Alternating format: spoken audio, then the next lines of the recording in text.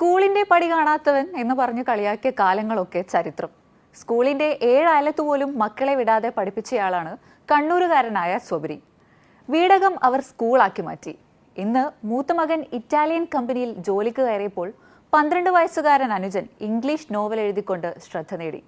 കാലങ്ങളായി കണ്ടുശീലിച്ച പഠന രീതികളോടും ശീലങ്ങളോടും good bye പറഞ്ഞ മക്കൾ ഒരു കുടുംബത്തിന്റെ ആകെ അഭിമാനമായ കഥ കേട്ടുനോക്കാം. വീടാണ് ഇരുവർക്കും സ്കൂൾ.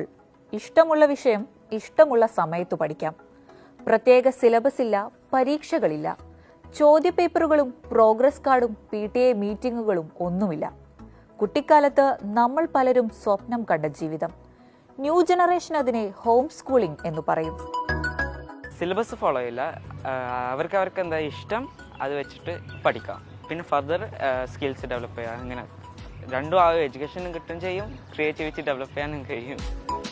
സ്കൂൾ കാലം മുതലേ പലരെയും പോലെ സ്വബ്രിയെയും ഏറ്റവും ബുദ്ധിമുട്ടിച്ച വിഷയമാണ് കണക്ക്. ജീവിതത്തിൽ തീറ്റ തേടിയുള്ള മഹായാത്ര ദുബായിൽ അവസാനിച്ചപ്പോഴും കോസ് തീറ്റയും സൈൻ തീറ്റയും ഇന്നേ വരെ ഉപയോഗിക്കേണ്ടി വന്നിട്ടില്ലെന്ന് അദ്ദേഹം തമാശയായി പറയും. അതുകൊണ്ട് ആവശ്യമുള്ള കാര്യങ്ങൾ മക്കൾ പഠിക്കട്ടെ എന്ന് തീരുമാനിച്ചു. പഠനം സമ്മർദ്ദമില്ലാത്ത പ്രക്രിയയാക്കി മാറ്റാനുള്ള ശ്രമം.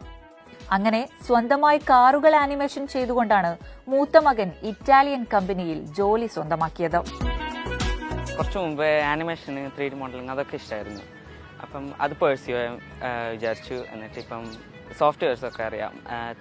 3D modelling, blender, after effects, unreal engine, Filmora editing software, അങ്ങനത്തെ കുറച്ച് സോഫ്റ്റ്വെയർസ് ഒക്കെ അറിയാം. എന്നിട്ട് അതെല്ലാം കൂടി യൂസ് ചെയ്ത് കുറച്ച് ആനിമേഷൻസ് ഒക്കെ ചെയ്തു, ജോലിക്ക് അപ്രോച്ച് ചെയ്തു.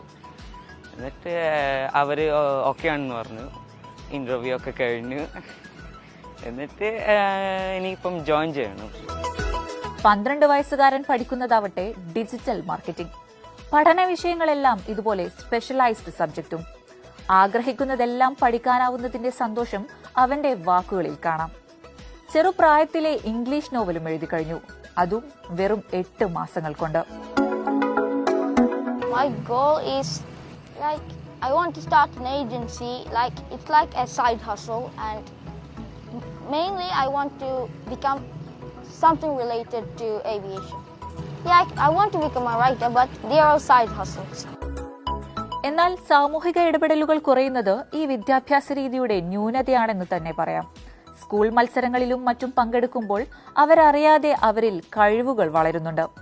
എന്നാൽ ഹോം സ്കൂളിംഗിൽ ഇത്തരം അന്തരീക്ഷം ഇല്ലാതാവുകയാണ്. വീടിന്റെ അന്തരീക്ഷത്തിൽ അച്ചടക്കം കുറയുമോ എന്നുള്ളതാണ് മറ്റൊരു പ്രധാന പ്രശ്നം.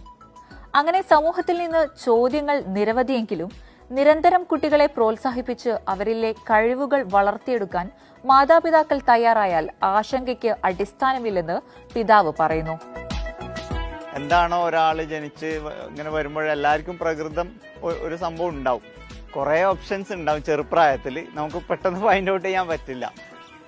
കുറച്ച് വലുതാകുമ്പോൾ അവർ തന്നെ അത് ഫൈൻഡ് ഔട്ട് ചെയ്ത് ആ വഴിക്ക് പോകും. അപ്പോൾ അതിന് ഹെൽപ്ഫുൾ ആയിട്ടുള്ള ഒരു എഡ്യൂക്കേഷൻ രീതിയാണ് ഈ ഹോം സ്കൂളിംഗ് കൊണ്ട് ഞങ്ങൾ ഉദ്ദേശിച്ചത്. വീട് സ്കൂളാക്കി ലോക്ക്ഡൌണിന് മുൻപേ പറന്നവരാണിവർ. പഠനം കലാലയ അന്തരീക്ഷത്തിലൊന്നുമല്ലെങ്കിലും ഈ സംവിധാനമാണ് തങ്ങൾക്കിഷ്ടമെന്ന് ഈ കുട്ടികൾ പറയുന്നു. ഫ്ലെക്സിബിൾ ഫ്രീഡം ഉണ്ടെങ്കിൽ ഇതുപോലെ വർക്ക്സ് കുറവാണ്. നമ്മളെ ക്രിയേറ്റിവിറ്റിയിൽ നമുക്ക് ബ്രൂ അപ്പ് ചെയ്തിട്ട് എടുക്കാം. അപ്പം ഇത് ഒരു ബെറ്റർ എന്നല്ല, രണ്ട് സിസ്റ്റം. വ്യത്യസ്തമായ വഴിയിലൂടെ സഞ്ചരിച്ച് തങ്ങളുടെ വഴി തങ്ങൾക്ക് മികച്ചതാണെന്ന് തെളിയിക്കുകയാണ് ഈ ഉപ്പയും മക്കളും.